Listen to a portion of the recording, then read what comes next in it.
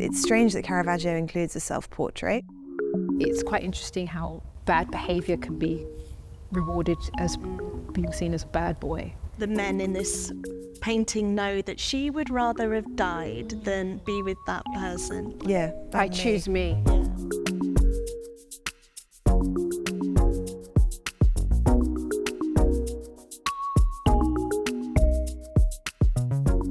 So, this is the Last Caravaggio.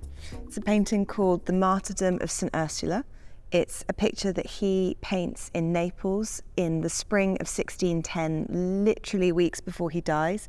He's included his own self-portrait here, so he's watching this really violent scene, and the scene is the martyrdom of this Christian virgin princess Ursula, who has refused to marry outside her faith. She's refused to compromise her belief and save her life by marrying someone who's not Christian. And so he shot her. So it's this very, very kind of violent scene of literally her dying. What's your first impressions of looking at this? I mean, I find it quite hard the first time I saw it to understand what's going on, because each of the characters, they're not looking at each other. They're all looking in different directions. This gentleman over here, I thought his face was so agonized and in pain almost, but now I know he's the villain. But I think he is. I mean, I look at that and I'm like, oh, that's someone who's really regretting having pulled that bow. He's like literally just fired this arrow, and I don't know. He doesn't look like he's triumphant. Everything is shrouded in darkness in this painting, so it's not quite clear. And I think it wasn't until that I actually took a closer look that I even noticed the arrow. The arrow is painted so lightly, almost transparently. It's really weird when you see that in person, because actually the end of it, it's like, it's almost a bit blurry. It's like it's kind like of it's quivering. moving. Yeah, like when you see it, you're like, oh, that's really strange, actually. It's kind of, I think, we talk about Caravaggio as someone who's like inspired a lot of cinema directors. I think there is something kind of quite cinematic about like trying to capture that moment. But to me, there's like a really interesting play of hands. You've got like the guilty hands that have just fired the arrow.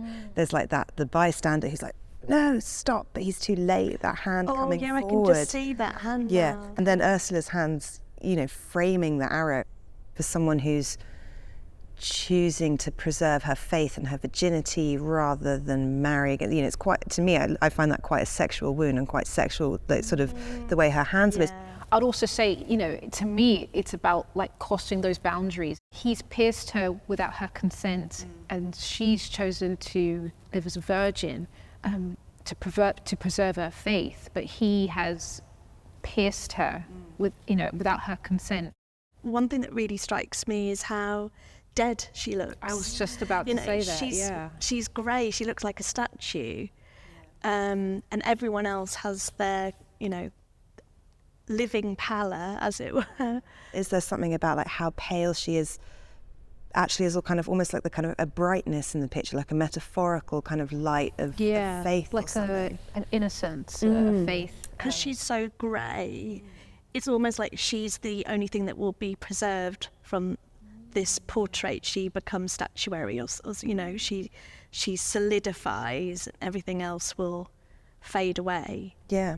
I don't ever quite know what to make of her expression either. I feel like it changes every time I look at this. She's sort of surprised, but also not surprised. It's quite a knowing look on her face. She looks disappointed. Yeah, kind of resigned. Sort of like, okay. Yeah. I knew this was coming. Yeah. It's a really difficult painting, and it's a painting where something truly awful is happening to this young woman who would have been very young. I mean, maybe a teenager, maybe in her early 20s, and obviously it's a male artist painting her for a male patron. We've got this very male scene. It's strange that Caravaggio includes a self-portrait. That's really weird that he'd put himself through that. What is he looking at? What is he looking at? Because in other, there's lots of other pictures in which he paints his own face. And there's another kind of crowd scene like this where he's watching as Judas portrays Christ. But in that painting, he's really, he's focused on that main action. Whereas here, I don't know what you think, but I'm very confused about what it is he is looking at here. Maybe it's a refusal to look, potentially. Yeah.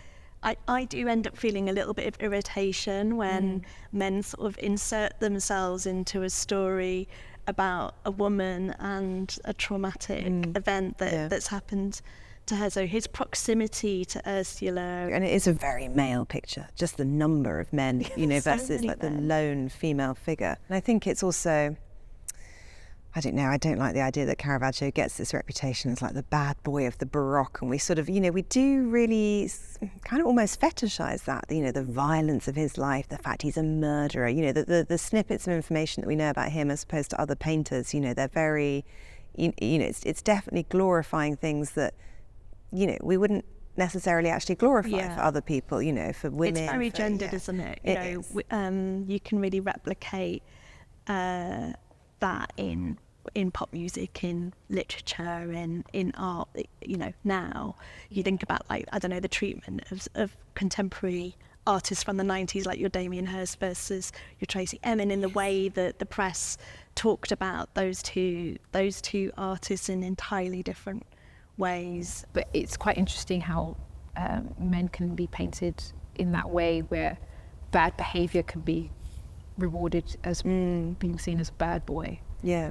Ursula herself, I think, has become, or certainly for a long time was, you know, seen as this kind of figure of, you know, relative female empowerment within the Catholic Church. So like, obviously there's lots of schools, universities, like Ursuline convents, which I think actually were founded not far from where Caravaggio had grown up. I don't know how you feel about that. Does that still resonate in any way? I think it resonates for me in the sense of, like, it's liberating and very fascinating that she finds her freedom through her faith. My faith propels me in my career and my work because I have the faith to continue going even when I receive a lot of no's.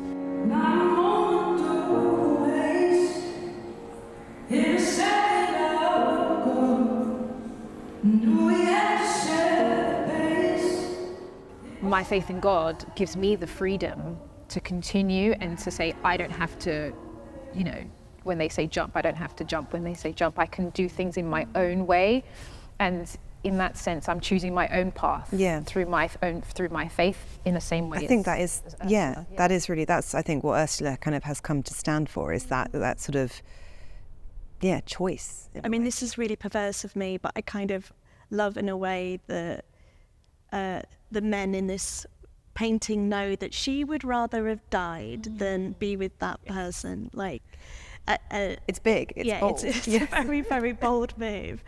And even if it's somebody, you know, I don't have a faith, but I kind of love that she's a symbol of rejecting kind of hetero patriarchal way of living and saying, actually, there are other ways that I can live my life. There are things that I want to do.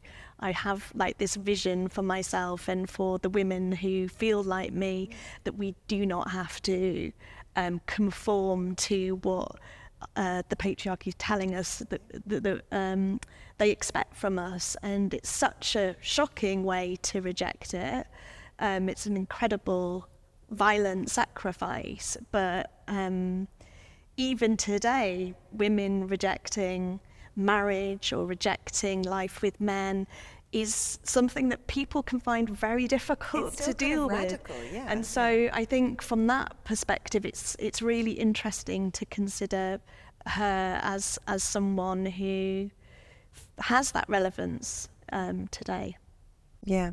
No, I think she has, and I think that, I don't know, I like to think about that when looking at this painting, because then it doesn't just become this thing that's happening to her. It's about something bigger. It's about, you know, what she's choosing to stand for. I think that is quite powerful. And maybe it is interesting that she's looking down. It's almost like nobody else is there for her. No, it's very inward. She is inward, and she's not paying anyone else any attention, and perhaps that's appropriate, given the choice that she's made and her rejection of, you know, you'll do what you do, but I'm me. Yeah. I choose me. Yeah. You know. I love that. Yeah.